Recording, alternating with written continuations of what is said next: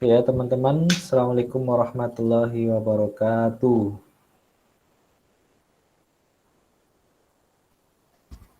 Halo, boleh dicek? Waalaikumsalam warahmatullahi wabarakatuh. Waalaikumsalam warahmatullahi wabarakatuh.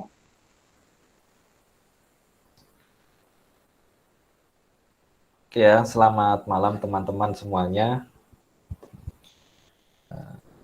Semoga keadaannya sehat-sehat semuanya. Kemarin sudah pengumuman ya, pasti semuanya sudah lolos tahap administrasi. Kemudian tahap yang selanjutnya adalah mempersiapkan diri untuk tes gitu.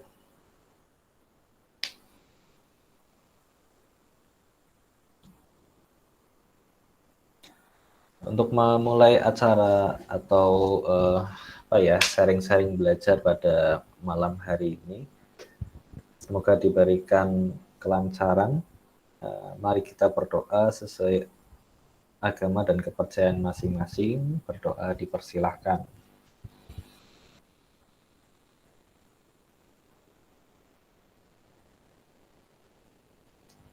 Oke, berdoa selesai.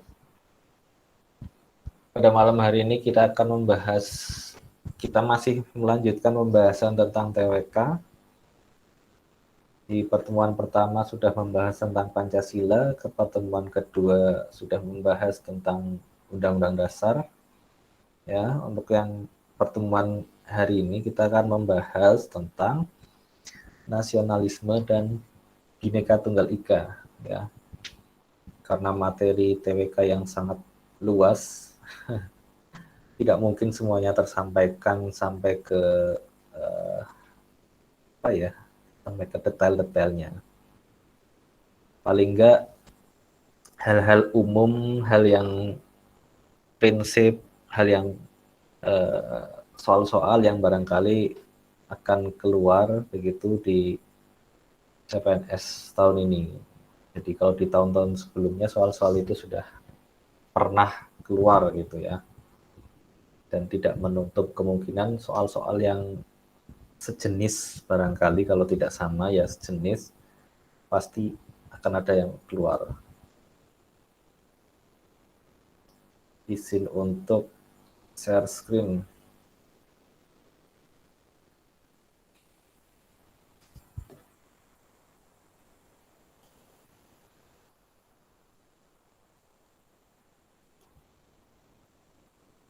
Kemarin sudah saya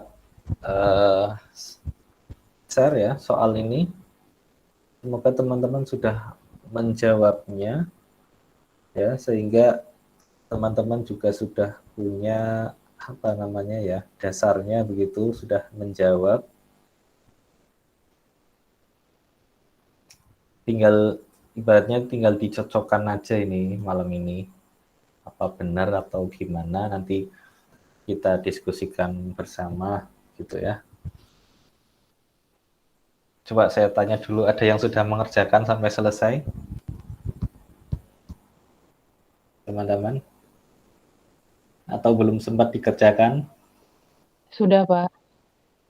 Sudah, luar biasa. Ada 35 soal ya.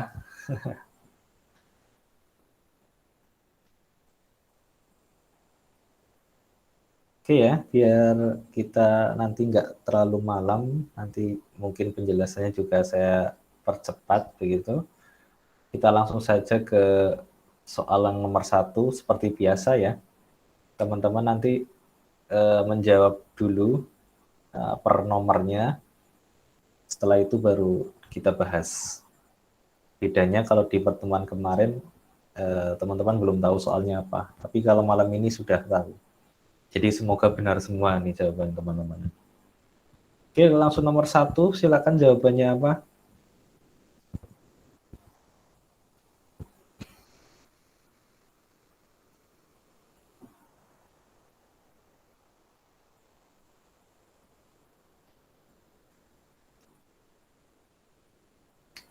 Oke ya, kita sepakat ya, jawabannya adalah B.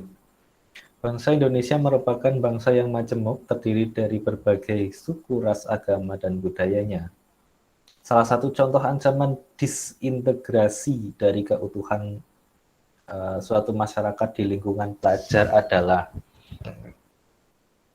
di sini kata kuncinya itu lingkungan pelajar ya, konteksnya pelajar. Jadi jawabannya harus yang berhubungan dengan sekolah, dengan pelajar begitu. Di sini yang mirip-mirip yang hubungannya dengan sekolah kan ada yang korupsi uang saku, itu kan bisa pelajar. Tawuran bisa, kriminalitas ini terlalu umum. Mencontek saat ulangan ini juga aktivitas dari pelajar. Demonstrasi ini umum. Jadi antara A, B, D. Nah, yang keyword selanjutnya adalah disintegrasi ya. Sudah sangat tepat jawabannya adalah B, tawuran antar sekolah. Nah,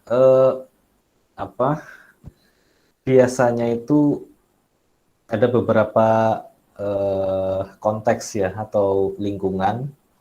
Biasanya ada lingkungan keluarga, lingkungan sekolah atau pelajar, kemudian lingkungan masyarakat, kemudian lingkungan bangsa dan negara. Ya. Jadi harus disesuaikan dengan lingkungan itu. Kalau di masyarakat berarti jawabannya yang berhubungan dengan masyarakat ya. Kalau yang hubungannya dengan bangsa dan negara ya tingkatannya yang lebih tinggi dari masyarakat. Saya kira ini soal yang cukup mudah untuk dikerjakan. Nomor 2.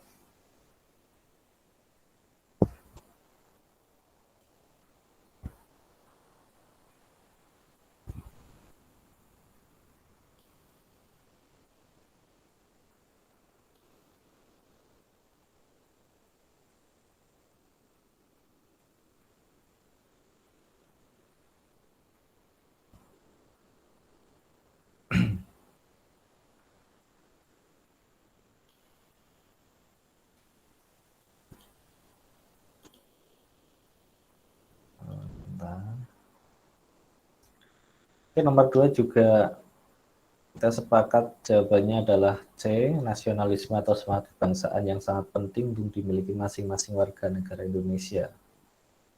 Hal tersebut merupakan cerminan dari Pancasila, sila yang ketiga, nasionalisme. Ini penjelasannya sudah disampaikan kemarin saat di Pancasila. Sekarang nomor 3, silakan.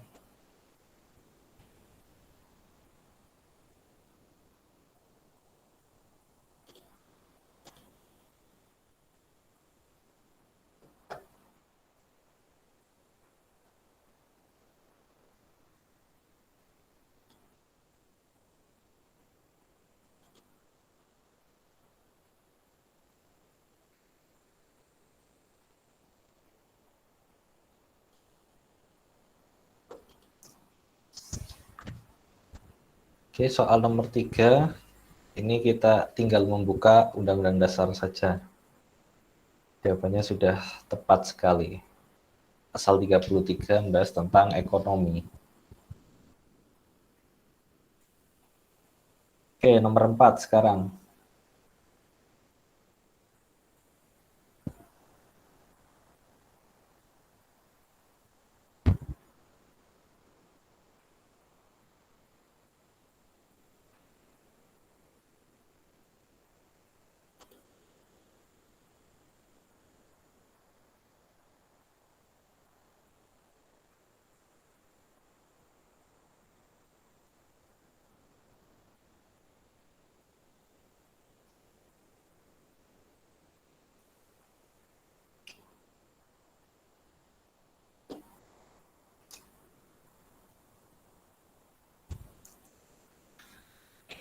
Oke ya, nomor 4.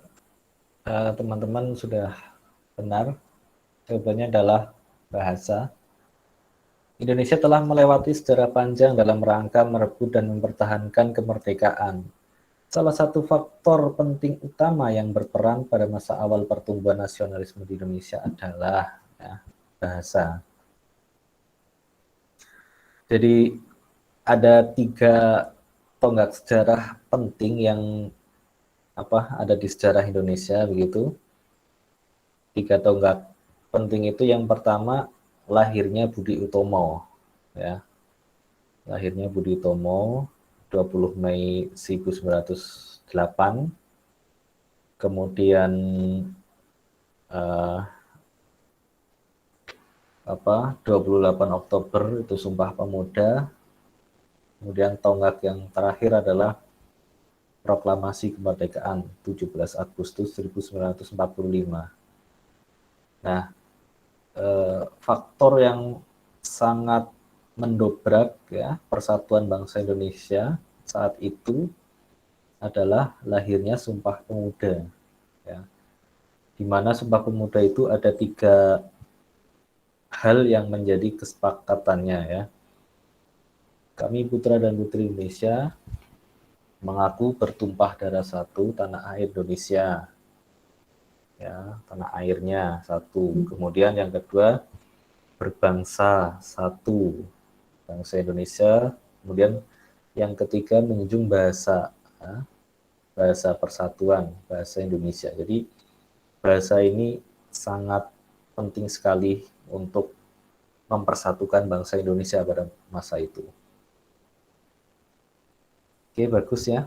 Sudah benar semuanya. Nanti dihitung ya, benarnya berapa, salahnya berapa, di mana begitu. Sekarang nomor 5.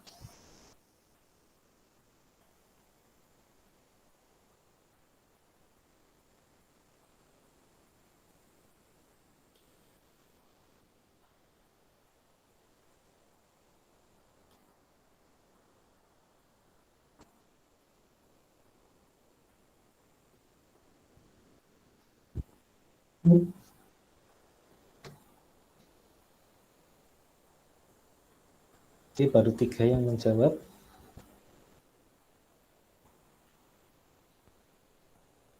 Kalau sudah mengerjakan pasti langsung ditulis nih jawabannya nih, kalau sudah dikerjakan. Kalau yang belum mengerjakan ya bingung juga ini. Ini hafalan soalnya. Oke ya, jawabannya benar D. Bendera pusaka yang disimpan dan tidak dikibarkan lagi pada hari ulang tahun kemerdekaan Republik Indonesia sejak tahun 1969. Ya.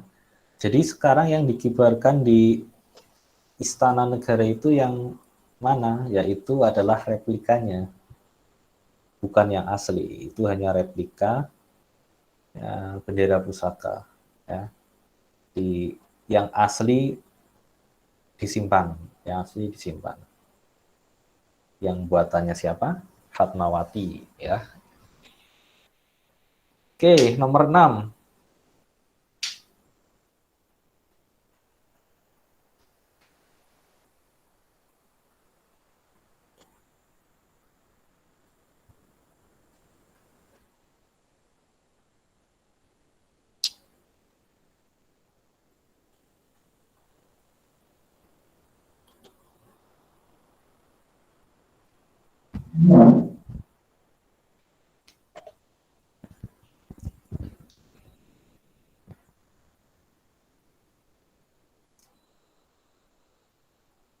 Oke ya, jawabannya benar teman-teman adalah E.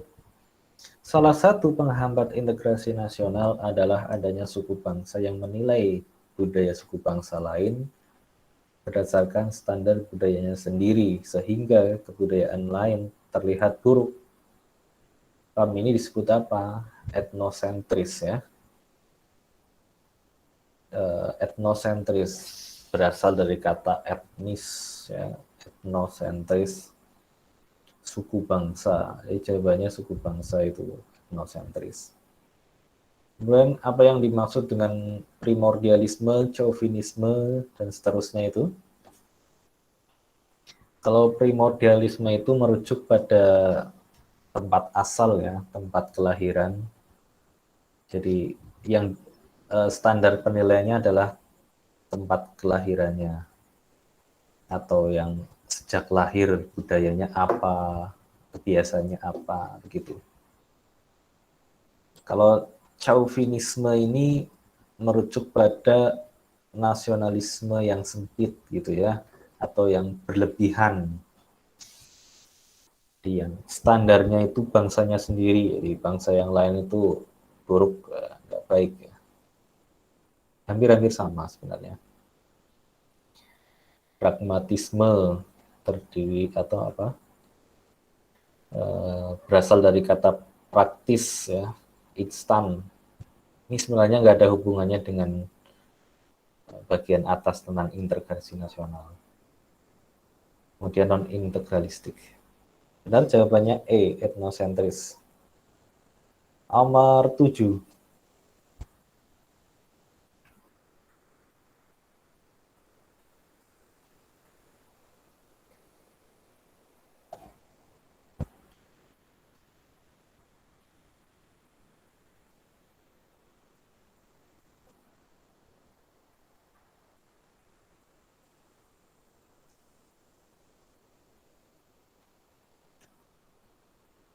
Ya, benar teman-teman, jawabannya adalah Ratu Jeru. D. Pembukaan Asian Games 2018 merupakan salah satu momen yang menunjukkan rasa nasionalisme yang tinggi. Salah satunya adalah dengan ditampilkannya budaya tari asal Indonesia, yaitu Ratu Jeru.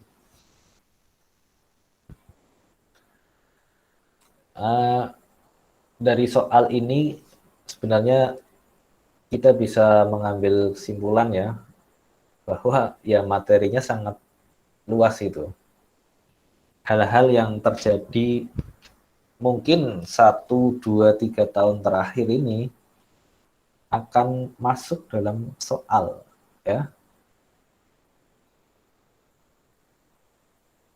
Mungkin tentang pandemi ini yang memang 2 tahun terakhir ini sudah merajalela, atau momen-momen tertentu barangkali itu akan menjadi sebuah pertanyaan. Nah, ini kita dituntut untuk memiliki pengetahuan yang luas ya, teman-teman.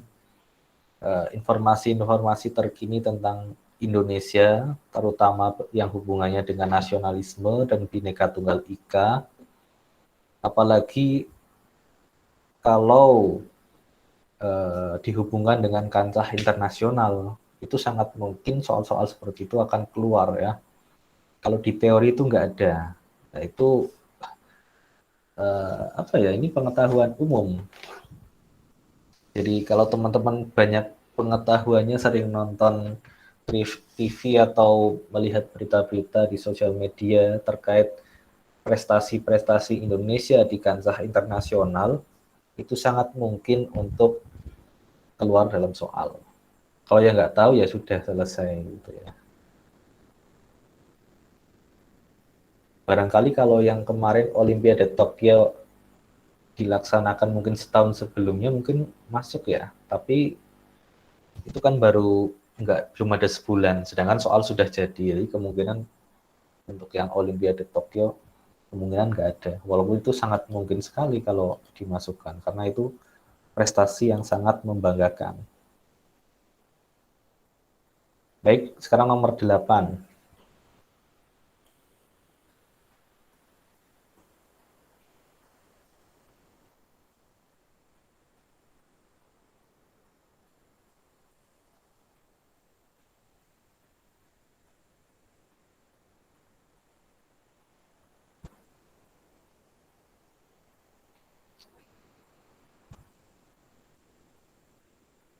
Ya, terima kasih. Jawabannya benar adalah E. Sumpah Pemuda dianggap sebagai titik awal perjuangan nasionalisme di Indonesia. Sumpah Pemuda merupakan kesepakatan Kongres Pemuda II yang diketuai oleh E. Sugondo Joyopuspito. Kalau Insinyur Soekarno kan ketuanya PPKI. Ki Hajar Dewantara membentuk Taman Siswa ya. W.R. Supratman yang buat lagu Indonesia Raya. Kalau Muhammad Yamin salah satu tokoh di Founding Fathers. Oke ya, untuk soal-soal yang nasionalisme sama yang Bhinneka Tunggal Ika memang lebih banyak ya, hafalannya. Sedikit teorinya tapi lebih ke pengetahuan umum dan hafalan. Oke, nomor 9.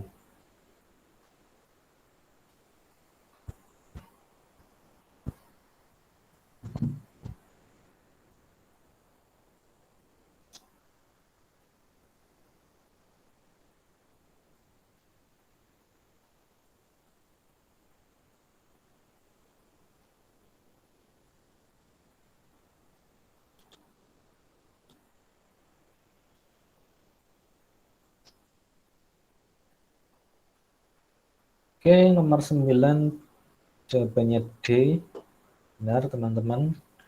Nasionalisme Indonesia sejak awal merupakan nasionalisme yang anti terhadap kolonialisme dan imperialisme. Kalau teman-teman sering mendengarkan pidatonya dari Soekarno itu pasti ya, kalau ada kolonialisme, ada imperialisme. Itu kayak satu paket gitu.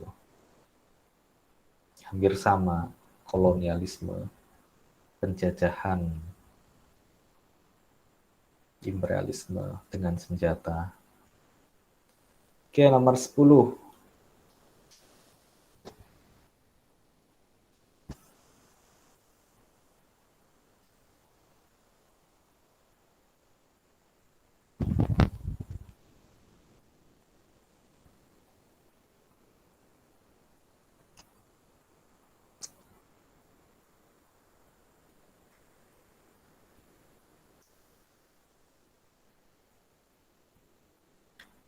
Prinsip-prinsip nasionalisme, kedudukan hukum, serta hak dan kewajiban warga negara diatur berdasarkan prinsip.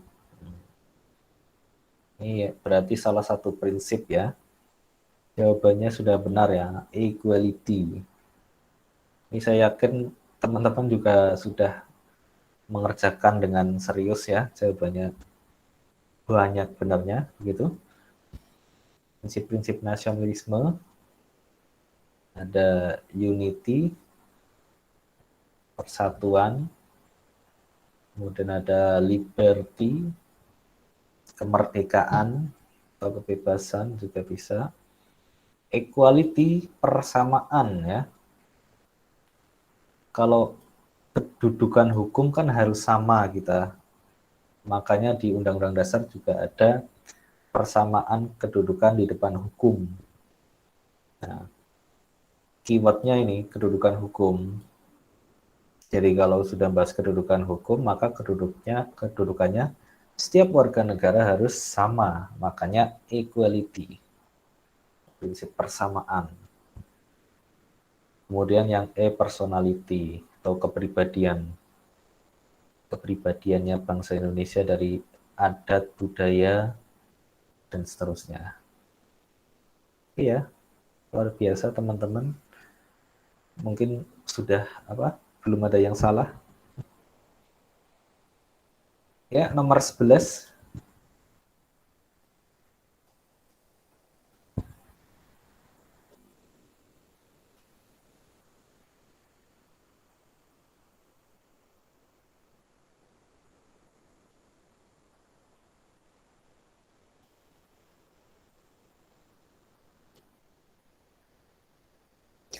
Ancaman nasionalisme dari dalam negara, baik yang bersifat ideologis maupun politis, banyak terjadi dalam kurun waktu tahun. Ya, jawabannya benar yang C.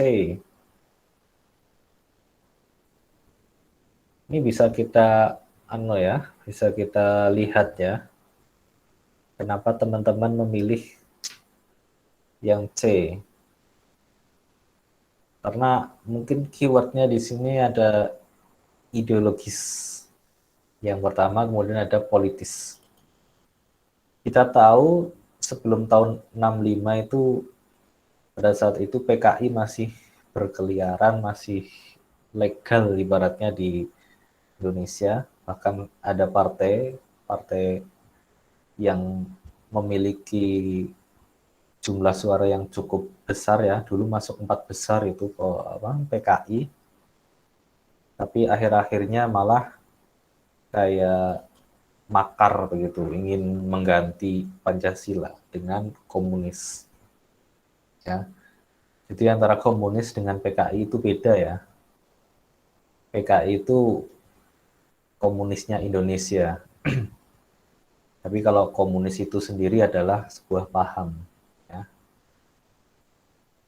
Nah itu terjadi sekitaran tahun 50 sampai 65.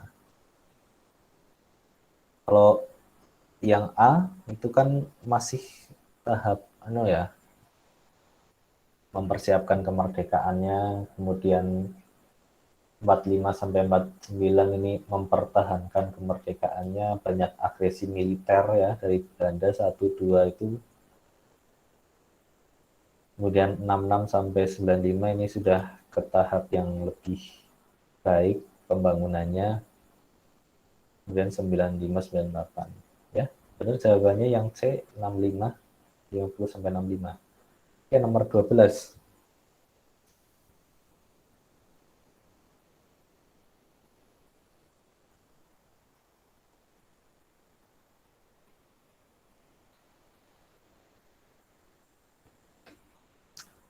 Peristiwa-peristiwa besar di belahan dunia turut menginspirasi pemuda-pemuda Indonesia untuk memperjuangkan kemerdekaan Indonesia.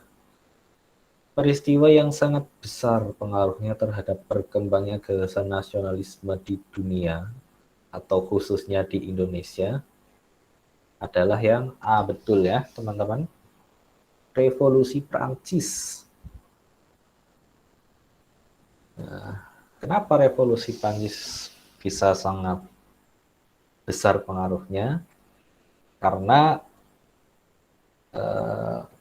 organisasi kita yang pertama saat itu, Budi Utomo, itu menjadi salah satu inspirasinya itu adalah Revolusi Prancis itu ya.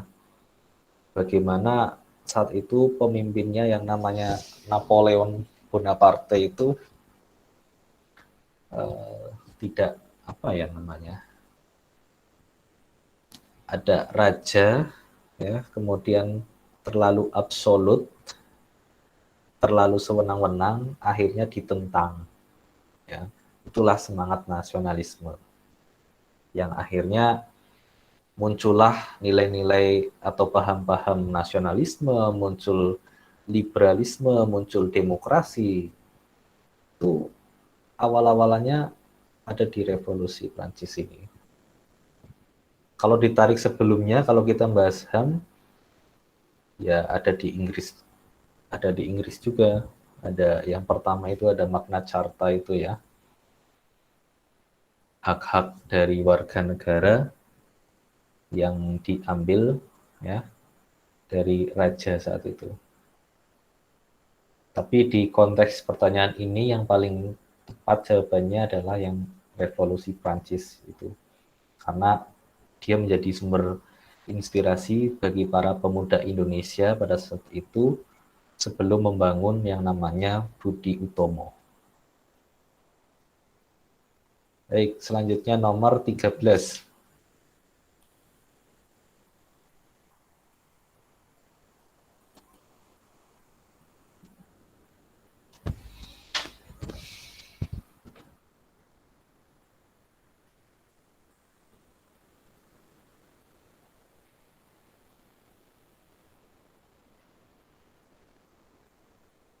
Oke, nomor 13 apa?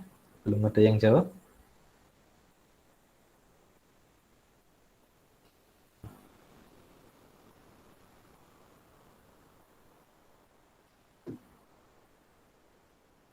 Halo?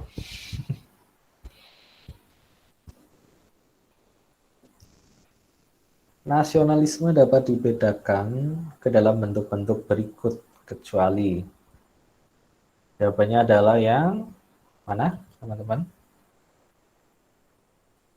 Yang D ya. Sosial. Jadi bentuk-bentuk nasionalisme ternyata banyak ya. Ada nasionalisme sipil atau nasionalisme kebangsaan atau nasionalisme kewarganegaraan.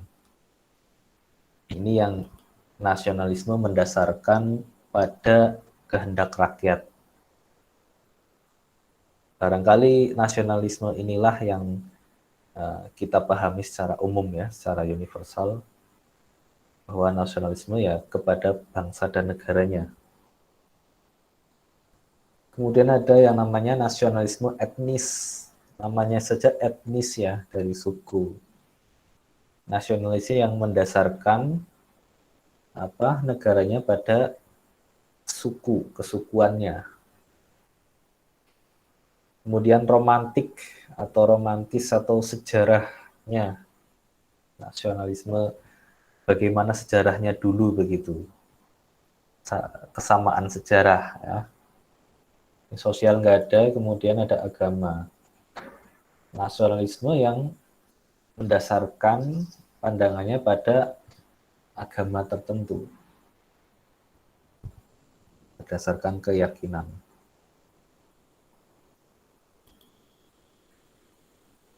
Oke, selanjutnya nomor 14.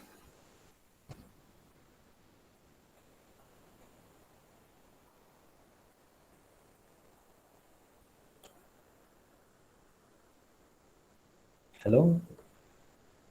Oh iya, udah ya. Oh, ternyata tadi belum tak scroll, maaf teman-teman.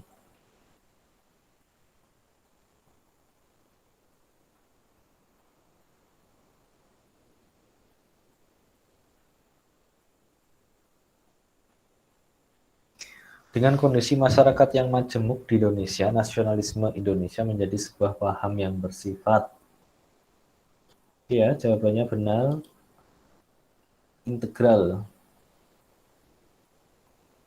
Integral, integrasi nasional.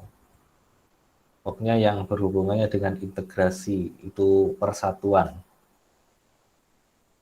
Kalau liberal kan kebebasan, analog, analog, individu, liberal, homolog. Ya. Jadi sudah sangat tepat, jawabannya adalah integral. Oke, nomor 15.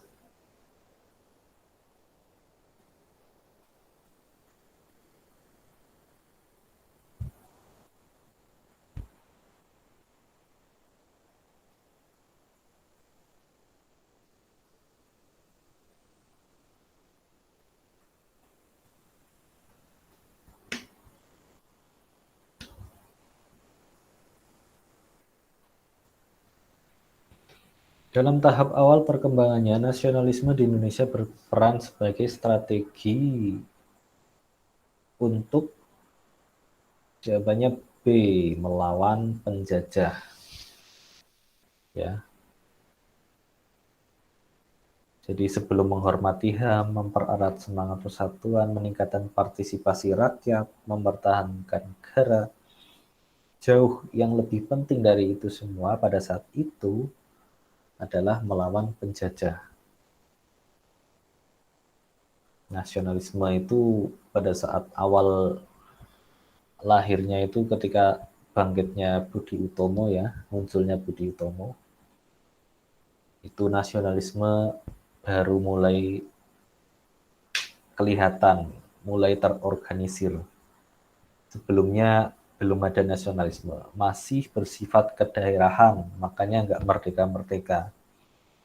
Mulai ada nasionalisme, Budi Utomo, kemudian ada Sumpah Pemuda, akhirnya kita merdeka. Karena ada nasionalisme, ada persatuan, ada semangat yang luar biasa daripada bangsa Indonesia pada saat itu. Oke, untuk nasionalisme sudah habis ya. Soalnya sudah 15. Sekarang kita masuk ke Bhinneka Tunggal Ika. Oke, langsung ke nomor 1.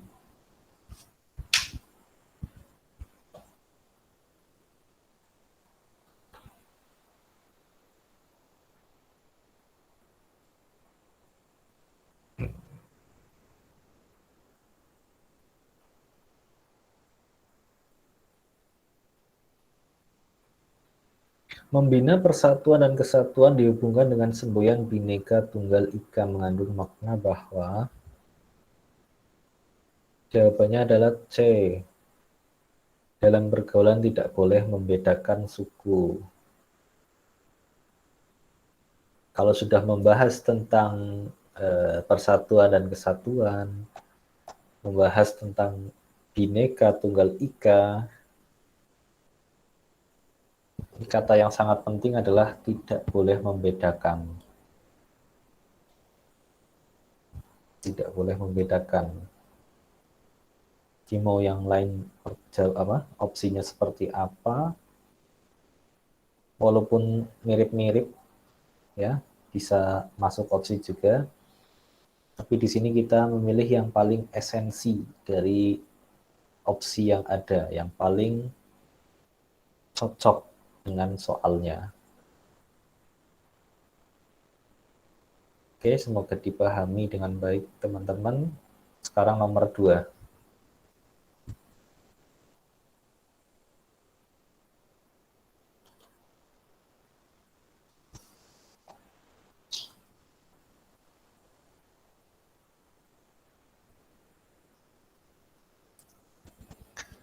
Semboyan Bhinneka Tunggal Ika yang menjadi semboyan nasional bangsa Indonesia diambil dari kitab karangan Pu. Jawabannya benar. Sutasoma, karangan Empu Tantular. Ya, semoga besok ketika ujian ada soal yang seperti ini, teman-teman tidak tiba-tiba lupa ya. Ini kitabnya ini yang nulis siapa, ada Prapanca, ada Kanwa, ada Tantular, itu jangan sampai terbolak-balik. Karena teman-teman mengerjakan di rumah, sambil santai, sambil browsing, itu gampang. Tapi soal-soal gampang seperti ini, nanti kalau saat tes, teman-teman nggak tenang, teman-teman grogi, terburu-buru, barangkali bisa salah ngeklik gitu ya. Salah ngeklik. Merasa sudah benar, ternyata yang diklik lainnya. Nah, ini sangat mungkin terjadi. Jadi kalau teman-teman besok ketika mau tes, itu harus tenang ya. Tenang, tapi bisa mengerjakan. Ya. Jangan sampai terburu-buru, jangan grogi, terus mikir-mikir yang lain yang kurang penting itu dihindari. Intinya harus fokus, tenang. Insya Allah dimudahkan untuk menjawab. Ya. Oke, nomor 3.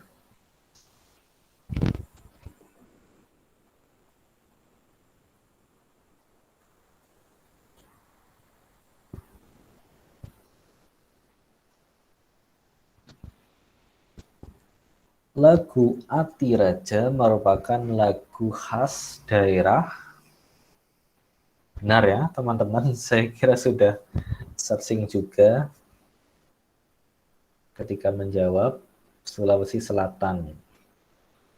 Nah, untuk soal tentang Bhinneka Tunggal Ika ini yaitu tadi saya katakan luas.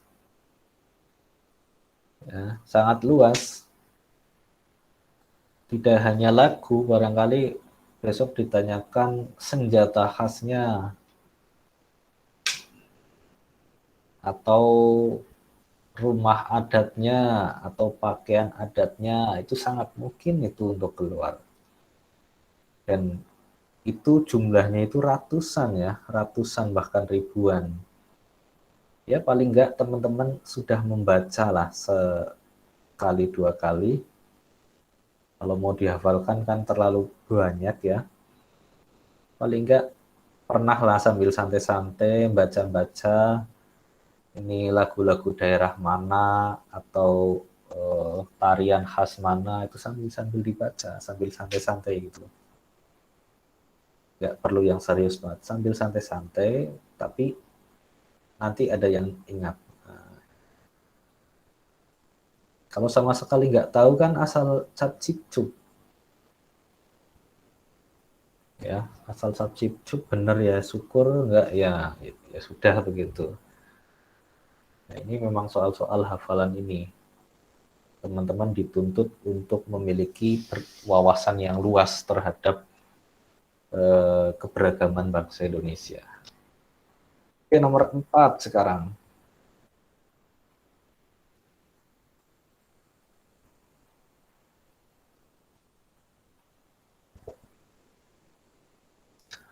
Berikut ini merupakan perbedaan-perbedaan horizontal dalam kemajemukan bangsa Indonesia, kecuali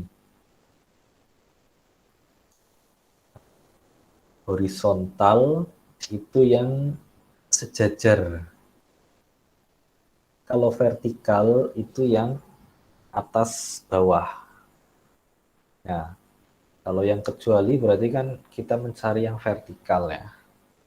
Perbedaan apa yang vertikal? Perbedaan tingkat ekonomi. Ya, benar ya.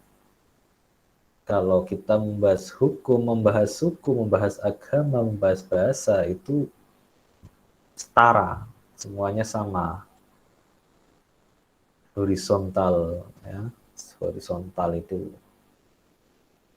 Tapi kalau yang vertikal hubungannya atas dan bawah. Ini ada perbedaan tingkat ekonomi, ada yang kaya, ada yang sedang, ada yang miskin. Ya, teman-teman harus bisa mencari keywordnya dulu sebelum menjawab pertanyaan. Jadi saya kira soal-soal seperti ini teman-teman sangat mampu untuk menjawabnya. Oke, nomor 5.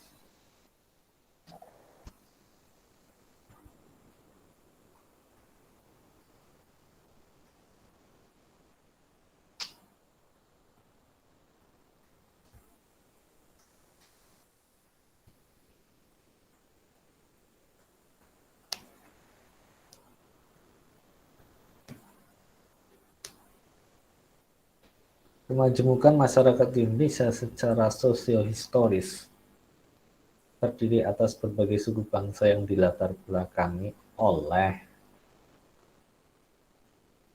Jawabannya B, keterbukaan budaya luar dan migrasi penduduk.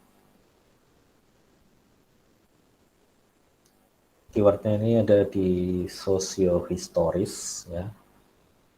Jadi kalau kita mempelajari tentang sejarah, ternyata orang-orang yang di Indonesia itu ya itu berasal dari migrasi dari luar Indonesia.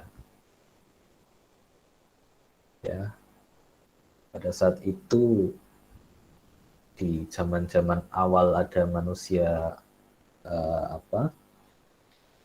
berlayar, ada manusia yang migrasi dari satu tempat ke tempat lain, kemudian terjadi bencana alam, sampai akhirnya daratannya terputus, dan akhirnya dia tinggal di situ dan menjadi penduduk asli di sana.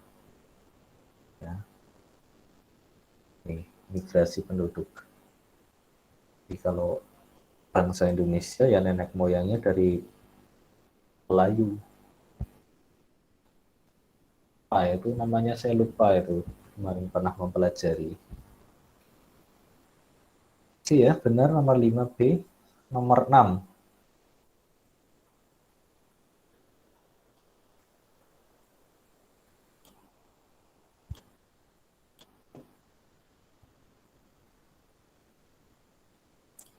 Moto Bhinneka Tunggal Ika secara lebih jelas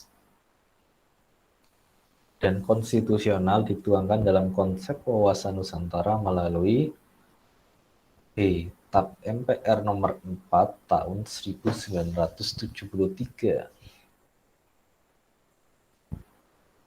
Ini barangkali kalau teman-teman atau saya belum menge-share soal-soal ini, mungkin masih banyak yang keliru juga. Nah, ini kenapa saya share, biar teman-teman sudah belajar lebih dulu, sudah mencari tahu jawabannya. Jadi paling enggak teman-teman sudah belajar dari situ. Karena memang niat saya membuat satu grup ini itu ya bukan karena barangkali ilmunya sangat banyak, bukan begitu, tapi ini hanya sebagai apa ya, sebagai pemantik aja teman-teman untuk belajar. Karena kadang untuk membuat semangat belajar itu nggak mudah ya, moodnya itu susah itu untuk belajar. Tapi kalau ada grup ini bersama teman-teman yang lain, teman-teman dipaksa harus belajar, maka teman-teman akan mengeksplor ya. Kalau kita sebagai orang dewasa, ya, pembelajarannya itu lebih suka mengeksplor ya. Ketika ada satu informasi yang belum tahu, pasti teman-teman langsung explore ke banyak sumber. Nah, itu yang saya harapkan seperti itu. Ya, jadi sudah belajar, sudah punya ilmunya. Kalau teman-teman belajar sendiri, pasti akan lebih mudeng ya daripada sekedar melihat atau mendengarkan video materi. Mungkin ingatannya cuma bertahan beberapa hari ya. Tapi kalau mengerjakan sendiri, itu ingatannya bakal lama. Oke, nomor 7.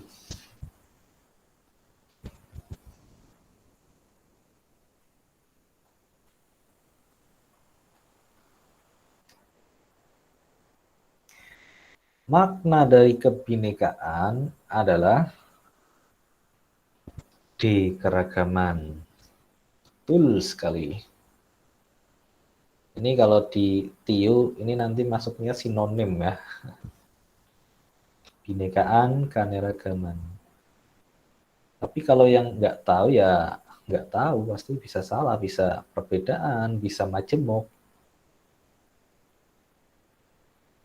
Kalau sudah tahu, sudah mencari tahu, searching ke sana kemari, pasti gampang nih soal-soal seperti ini. Keanekaragaman. Sekarang nomor 8.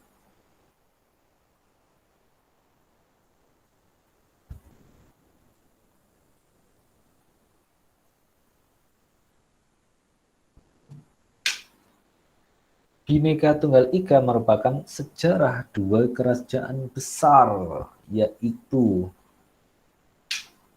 Singosari dan Majapahit. Ya, Singosari dan Majapahit. Karena tempatnya itu berdekatan dan itu berurutan ya. Jadi setelah Singosari runtuh, lahirlah Majapahit. Kalau Sriwijaya kan ada di Sumatera.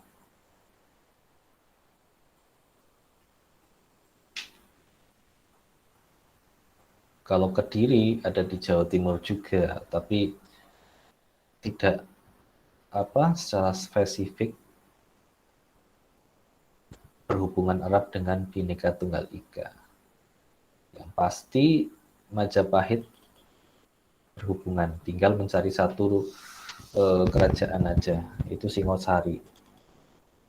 Itu sama-sama kerajaan besar dan punya armada yang sangat kuat pada saat itu. Singosari hampir menguasai seluruh Indonesia juga ini Singosari. Sriwijaya juga. Dan Majapahit puncaknya menguasai seluruh Indonesia, bahkan sebagian dari ASEAN. Ada Singapura, Malaysia, Filipina, itu masuk dalam wilayah kekuasaannya Majapahit. Nomor 9.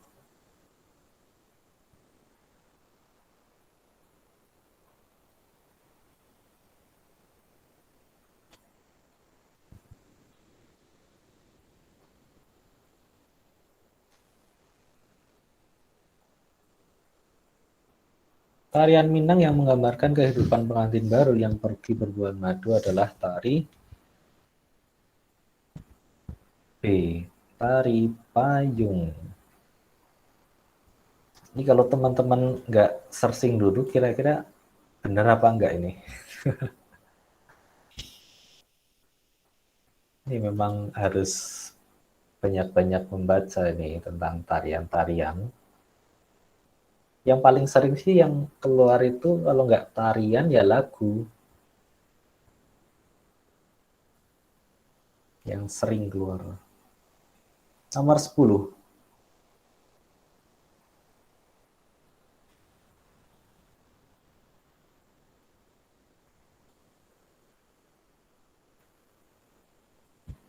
Di era globalisasi ini banyak sekali sisi negatif yang harus dihindari demi membangun bangsa dan menyongsong teknologi. Yaitu, berarti kita di sini mencari yang sisi negatif atau yang akan berdampak negatif. Mana itu? Yang B. Eksklusivisme. Ini berbanding terbalik atau lawan kata dari inklusif ya, inklusivisme. Kalau eksklusivisme itu dia cenderung tertutup untuk orang lain atau budaya lain atau ilmu-ilmu baru. Jadi kalau bersikap eksklusif itu tidak bisa ini untuk menyongsong teknologi. Teknologi kan selalu berkembang. Nah, sedangkan eksklusivisme itu tidak suka dengan perubahan, tidak suka dengan hal-hal baru.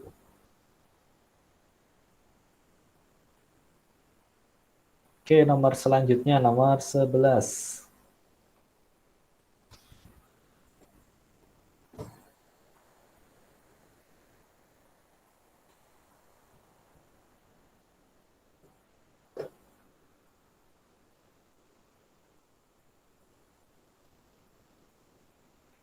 Salah satu kerugian yang paling utama yang ditimbulkan oleh sifat ekstremisme dalam kehidupan masyarakat berbangsa dan bernegara yaitu C. Dapat menimbulkan perpecahan. Itu hampir mirip ya sama yang tadi, yang membedakan suku. Nah, ini adalah dampaknya atau kerugian yang paling besar. Kalau sudah membeda-bedakan, maka timbullah perpecahan.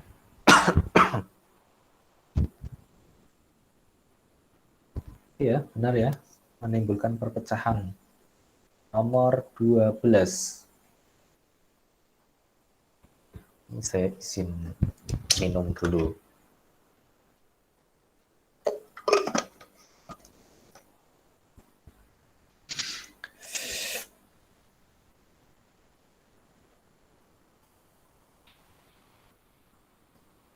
Orang Bugis terkenal sebagai nelayan atau pelaut yang tangguh.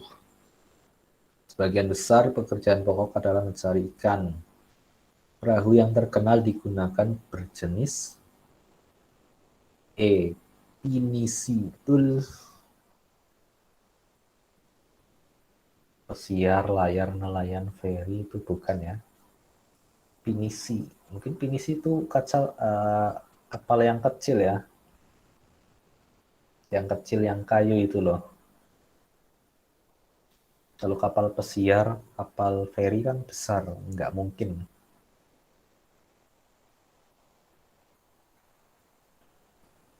Nomor 13.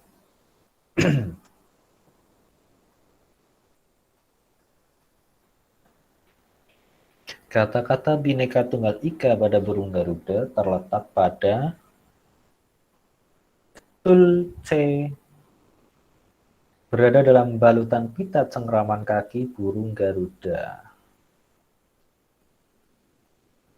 Ini jangan sampai salah ya soal-soal yang seperti ini. Tentang letak-letak atau jumlah dari burung Garuda. Ini sudah pernah kita bahas di materi Pancasila. Nomor 14.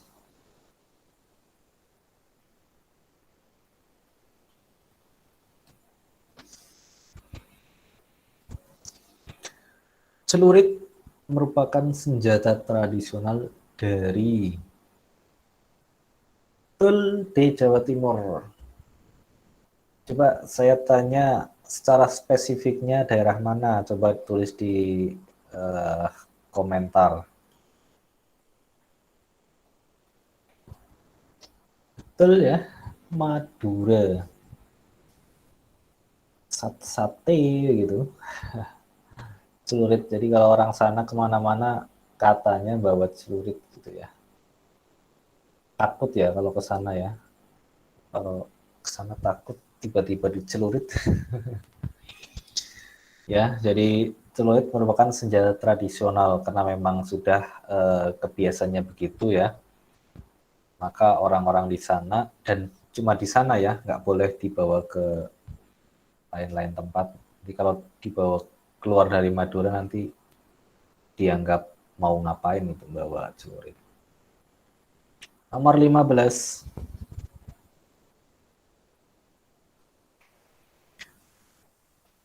Cara pandang dan sikap bangsa Indonesia mengenai diri sendiri dan bentuk geografinya berdasarkan Pancasila dan UUD 1945 adalah wawasan Nusantara. Ya, betul. Jangan sampai terjebak ke wawasan kebangsaan karena kita sedang mengerjakan tes wawasan kebangsaan, ada opsi wawasan kebangsaan nanti dipilih ya, bukan seperti itu ya. Cara pandang mengenai diri sendiri, itu wawasan Nusantara. Nomor 16. Ini sudah dibahas di soal nomor berapa tadi di awal-awal. Yang dimaksud dengan paham primordialisme adalah yang B, paham yang memegang teguh hal-hal yang dibawa sejak kecil, baik mengenai adat, kepercayaan, dan tradisi. Ya, K, primordialisme. Nomor 17.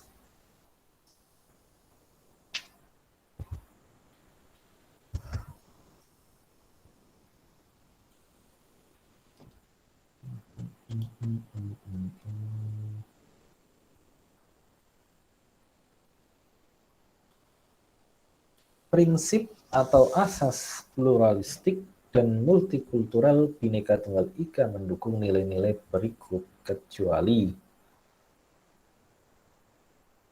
Kayaknya tadi sudah ya kita bahas sebelumnya. Benar, jawabannya adalah eksklusif. Balikannya adalah inklusif. Prinsip kesetaraan benar, toleransi benar, tidak merasa paling benar juga benar. Oke, nomor 18.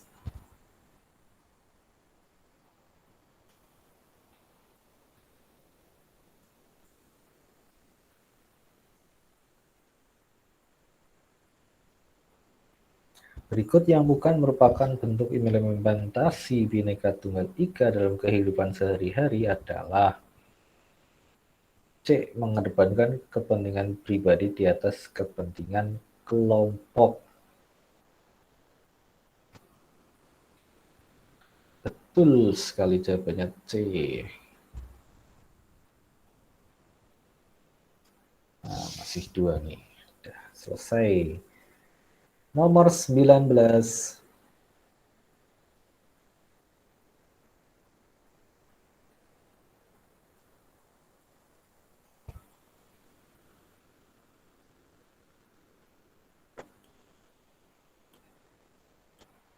Berikut ini merupakan aspek-aspek yang mendasari wawasan Nusantara kecuali E. Aspek politik. Jadi ada aspek falsafah Pancasila, ada aspek sejarah, ada aspek kewilayahan, ada aspek sosial budaya. Kemudian untuk wawasan Nusantara sendiri nanti ada yang namanya aspek Trigatra dan Pancagatra.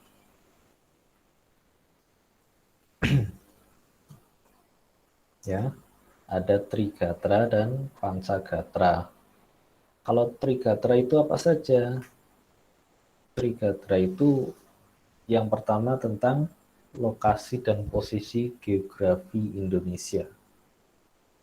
Intinya tentang geografi Indonesia. Kemudian gatra yang kedua adalah keadaan dan kekayaan alam. Nah, keadaan dan kekayaan alam. Terus yang ketiga, keadaan dan kemampuan penduduk atau demografinya. Ya, itu ada 3 Trigatra, kemudian ada yang namanya Pancagatra. Kalau Pancagatra sendiri, teman-teman bisa menghafalnya dengan singkatan Ipolexosbud Hankam. Ideologi, politik, ekonomi, sosial budaya, pertahanan, dan keamanan. Ya, itu aspek-aspeknya. Barangkali besok yang keluar bukan ini, tapi yang keluar adalah yang Trigatra atau yang Pancagatra. Tuh teman-teman harus hafal itu, Trigatra dan Pancagatra. Oke, soal nomor terakhir, 20.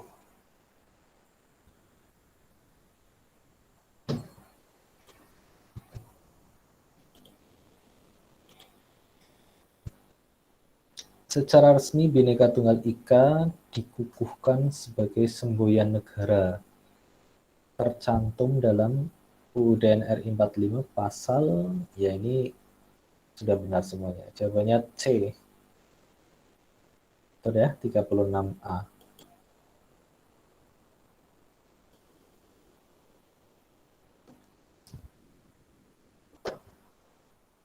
Ya, ini sudah selesai.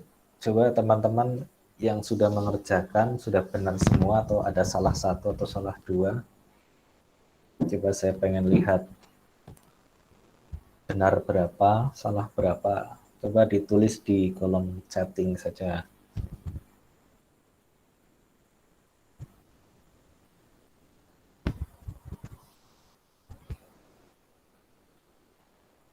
Benar semua.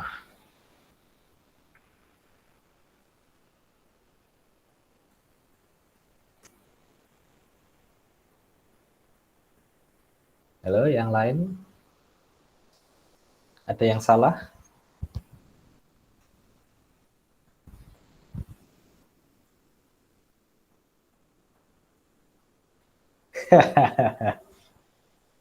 Benar semua karena masih bisa browsing. Besok kalau nggak browsing entah ya salah piro orang ngerti ya. Ya enggak apa-apa. Sambil mengerjakan sambil searching.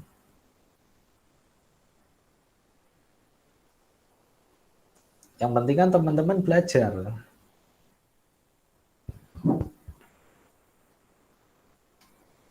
Yang penting teman-teman sudah belajar, itu maksud saya seperti itu ya.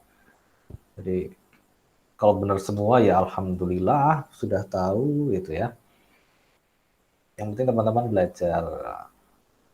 Nah, itu kan ada grup, misalnya ada sesuatu yang mau didiskusikan, itu sangat boleh ya. Ada yang masih dibingungkan tentang TWK, ya khususnya tentang TWK, itu bisa kita diskusikan di grup. Jadi tidak harus saya yang ngasih soal tiap hari, atau teman-teman punya hal-hal yang masih bingung, kemarin ada yang tanya, ya sudah boleh saja. Dan teman-teman sendiri yang bisa menjawab juga yang sudah tahu.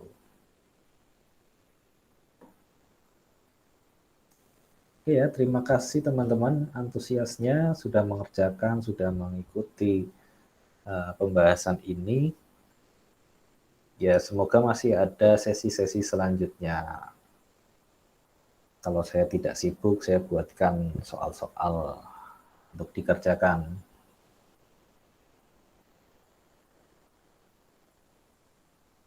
Ya, mungkin itu saja yang bisa saya sampaikan pada malam hari ini. Untuk selanjutnya, jika ada sesi selanjutnya nanti saya kabari. Tapi saya sukanya mendadak ya. Kalau hari ini saya buat, besok langsung saya sampaikan gitu. Jadi ya siap-siap aja, ya stay aja di grup gitu. Selain bahas TWK, mungkin kita juga bahas-bahas yang lain, tapi tidak secara sistematis dan semuanya. Itu ya. Jika ada yang mau disampaikan, silahkan, saya kasih waktu 5 menit.